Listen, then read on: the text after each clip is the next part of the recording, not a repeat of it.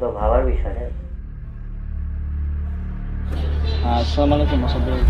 কি বলছিলেন? আমি সেই ব্যক্তি। দিয়ে বললো যে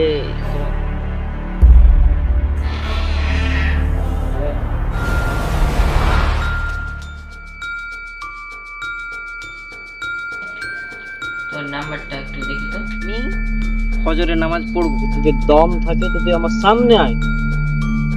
নিশ্চয় মুমিনদের উপর নির্দিষ্ট সময় নামাজ পড়া হচ্ছে ফরজ।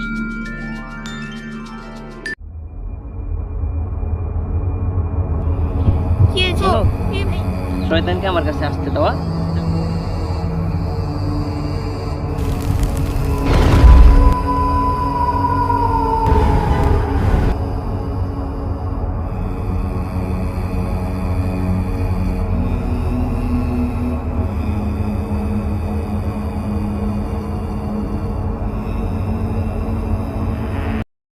আসো, দেখা হবে, কথা হবে এবং প্রমাণ হবে কে ইসলামের পক্ষে আর কে ইসলামের বিপক্ষে, কে আসলে হিরো আর কে ভিলেন।